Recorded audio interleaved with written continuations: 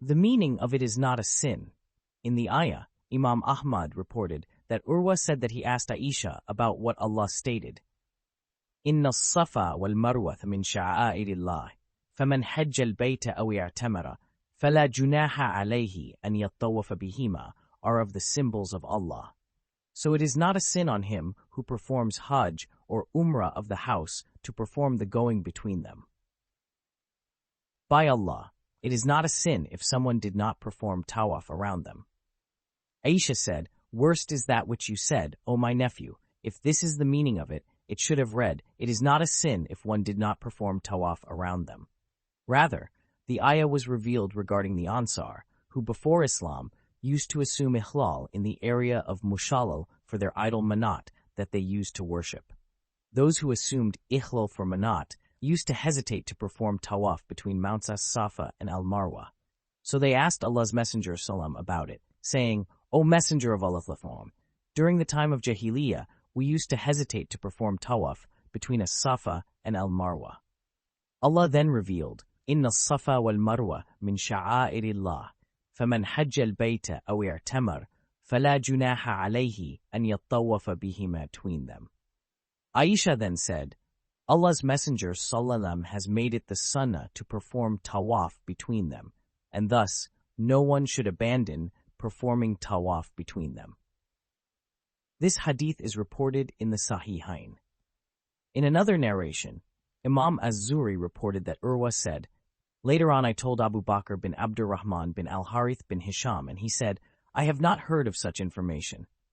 However, I heard learned men saying that all the people, except those whom Aisha mentioned, said, our tawaf between these two hills is a practice of Jahiliyyah. Some others among the Ansar said, we were commanded to perform tawaf of the Kaaba, but not between As-Safa and Al-Marwa. So Allah revealed, Inna as-Safa wal Marwa min sha'airillah. Abu Bakr bin Abdurrahman then said, it seems that this verse was revealed concerning the two groups.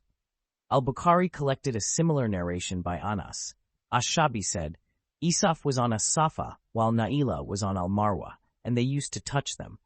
After Islam came, they were hesitant about performing tawaf between them. Thereafter, the ayah was revealed. The wisdom behind legislating sa'i between As-Safa and Al-Marwa. Muslim recorded a long hadith in his Sahih from Jabir, in which Allah's Messenger Sallam finished the tawaf around the house and then went back to the rukn and kissed it. He then went out from the door near As-Safa while reciting, Inna as-Safa wal Marwa min sha'airillah. The Prophet then said, from the As-Safa. In another narration of An-Nasa'i, the Prophet said, Imam Ahmad reported that Habiba bint Abu Tajra said, I saw Allah's Messenger Sallallahu performing tawaf between As-Safa and Al-Marwa, while the people were in front of him and he was behind them walking in sa'i. I saw his garment twisted around his knees because of the fast walking in sa'i, and he was reciting, Is'au fa inna Allaha kataba alaykum as-sa'i. This hadith was used as a proof for the fact that sa'i is a rukn of Hajj. It was also said that sa'i is wajib and not a rukn of Hajj, and that if one does not perform it by mistake or by intention, he could expiate the shortcoming with dam. Allah has stated that tawaf between As-Safa and Al-Marwa is among the symbols of Allah, meaning among the acts that Allah legislated during the Hajj for Prophet Ibrahim. Earlier we mentioned the hadith by Ibn Abbas that the origin of tawaf comes from the tawaf of Hajar between As-Safa and Al-Marwa seeking water for her son Ibrahim had left them in Makkah, where there was no habitation for her. When Hajar feared that her son would die, she stood up and begged Allah for his help and kept going back and forth in that blessed area between As-Safa and Al-Marwa. She was humble, fearful, frightened, and meek before Allah.